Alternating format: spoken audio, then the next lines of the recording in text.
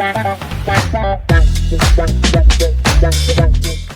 Ionavators. Welcome back to this week's episode of the Ionavation Podcast. I'm your host, Aiden Rodriguez. And I'm your co-host, Adrian Vasquez. And today we're thrilled to have Strategist-in-Residence Lisa Tretler here at the Hynes Institute. And she also teaches our ENT 200 class for the semester. Hi, Lisa. How are you?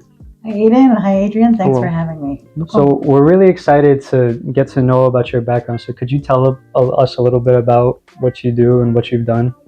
Sure. So I would say I've sort of been an entrepreneur since I was a little kid. I was one of those people who I used to sell things outside of my garage when I was a kid. I would find rocks and shells, paint them, sell them to the neighbors. So I always had a little bit of an entrepreneurial bug inside of me. Started young. Started young. I guess it was like in the genes. But I always sort of knew that I would follow some type of entrepreneurial path, and that I always liked to kind of approach problems and find new solutions for them. So I would say I feel like I've always been a little bit of a creative thinker. But when I really more formally started getting involved with entrepreneurship, it was actually after I graduated college.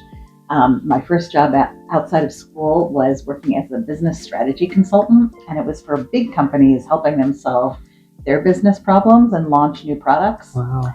And after doing that for a few years, I liked it very much, but I realized that I wanted to have a little more flexibility in my schedule and have more ownership for the work I was doing. So I decided to go out on my own and start my own business. It's called Business Boosters Consulting. And there, my mission was to help entrepreneurs get businesses started, launch businesses, but also to help them grow and think of new ways to offer new products and services. And that was really kind of the genesis of my becoming an entrepreneur. I started my own business, but I love the idea of being able to help sort of all of these innovative people. And sort of it just went from there. I started working with these entrepreneurs. Over time, I started getting more involved with teaching, and I found all kinds of roles teaching students of all ages, adult learners, young learners, college students, business school students, about entrepreneurship. So that was another way I was able to get involved with that. And I also became sort of a multifold entrepreneur. Many entrepreneurs sort of are serial entrepreneurs. You probably heard that. Yeah. Heard that term. Like multifaceted. Yeah, I mean, they sort of keep returning to become entrepreneurs. They always say, like, we have that crazy bug in us to keep going. And in the meantime, I've started two other businesses. One is a nonprofit where I help to train women to become advisors to their local business community and businesses within their communities. Wow. So that those businesses can grow and thrive and create vibrant towns. And as many of you know, you probably live in towns where there are a lot of shops that are going out of business, and trying to make sure that doesn't happen. And then lastly, the last business I started was really more of a career advisory business where I work with students, and actually mostly women, to kind of figure out what their professional paths should look like. So that's what I'm working on right now. But as an entrepreneur, I'm always thinking of new ways to get involved and come up with new ideas. And where I'm really privileged is now that I can work here at Iona to do that. That's really impressive, Lisa, how involved you are in the community and how much guidance you give to others. So how would you say your expertise as a strategist in residence is informed by that experience? So I guess I'll tell you a little bit about my role as a strategist in residence. I feel, again, so lucky that I have this role. Basically, it's a role where I work with students, graduate students, faculty members, anybody at the university who is thinking of launching a business or who wants to learn more about how they can develop entrepreneurial skills. I work with them, and I am able to help them move their ideas forward. So I would say I help people in 2 or 3 different kinds of ways, in general buckets. The first is that I can help students who are working on business ideas in their classrooms, and I can help them kind of further define maybe what a business model looks like, how they may make money, who their customers should be. That's one way I can help them. Another way is a lot of students here at Iona are actually very creative and have ideas brewing in their own minds or businesses they've started. So I can meet with them to help them figure out how can we make those businesses grow.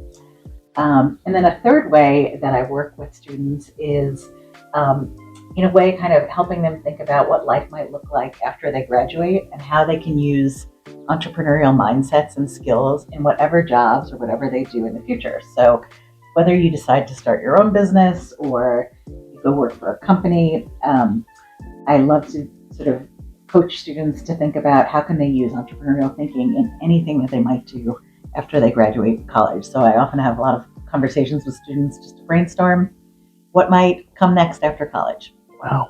Yeah, that's very insightful, and like I feel like your students are gonna end up really grateful for when they're successful down their career, long down the road, and they're gonna have you to thank for that. So I am their biggest champion. So I always tell them to keep in touch with me, and we always connect by LinkedIn. And I'm also happy, by the way, to introduce them to any contacts that I have in the professional community to serve as mentors to them as well. So if they're interested in a certain industry, if I know someone in that industry, I love to connect people so that they're learning more and they can maybe even find opportunities to work after graduation, and for some of the firms that I might be able to connect them with. yeah. So speaking of learning more, what advice would you give to students who have an idea but aren't sure what steps to take in order to make that deal successful and take that big giant leap forward? Well, sort of my first, I guess this is a shameless, selfless plug, but I would say set up an appointment and meet with me so that we can strategize that a little bit. But I would also say the most important thing is to really kind of map out what their idea is. I'm a big fan of using what's called the business model canvas, which is almost like a quick one-page business plan, which lays out sort of all the ways that you might make a business work in a practical way. And it kind of gives you an answer of, could this actually be a business that works or not before you start investing a lot of time and money into it.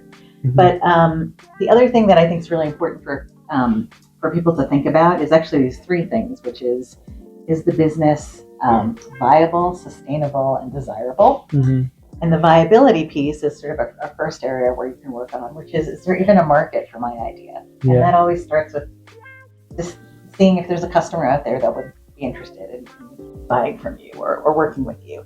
And that's all about kind of understanding your market. So that's a second piece is what's called sustainability, as I mentioned. And that's the idea of could we actually do this for a couple of years? And can we keep this running? So longevity. And how do we know if we can keep it running? Can we keep over time? If you don't have money, you don't really have a business. Can we kind of keep growing and brainstorming ways to keep growing? And then the last one, which is actually also pretty important, is desirability, meaning is this actually something that you want to work on? Because a lot of us think about ideas, but at the end of the day, do we really want to spend 7 days a week, which most entrepreneurs need to do, developing this business? Or is there something that you might rather do that kind of meet your professional or future goals a little bit more? For example, teach you what you want to be learning. Sometimes you might have income goals, things like that. So those are the three kind of areas that I like to explore with students as sort of a starting point, and just starting to get some clarity around those three kind of areas. I feel like that those areas that you focus on are really insightful into forming a coherent strategy. Firstly, when I think of entrepreneurship, I think you take risks. Yes, you do, but you take measured risks, which I feel like your strategy incorporates. So going based off the principles of viability, of sustainability, and of desirability, what success stories for students would you say are the most notable?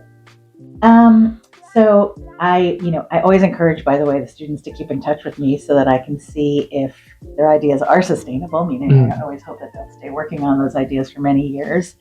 But I would say, the kinds of projects that I've seen students do that I'm most impressed with are when they sort of have the drive to do something on their own. And they are really good about communicating what their value proposition is and sort of convincing others to follow them along on the journey. And I've met a lot of students that they're so passionate about what they're doing that they're able to bring along other people to believe in them as well. And that's always great to see. Another thing I would say is I really love students who think about projects in the realm of social entrepreneurship. So basically introducing a product or a service, but something that actually benefits other people. And I've seen them launch some things that are even beneficial to the Iona community here. I'll give you an example. I once had a student who was an athlete, and she started a kind of a drop-off place where people could donate sports equipment that they weren't using anymore, and they could actually give it to local people in the New Rochelle community who use that equipment and couldn't afford it. So it was a great way to see a student take their passion Yeah. to create something that really helps the entire community. And those I always find are the most rewarding. But to me, I really love working on those projects when I see kind of the fire in people's eyes and they get very excited about it. So there have been a lot of them. We have a lot of great students at Iona, and some students don't even realize that they're destined to start something great. So if I can be a little bit of a part of kind of getting them on the road to start something new, I feel really good about it.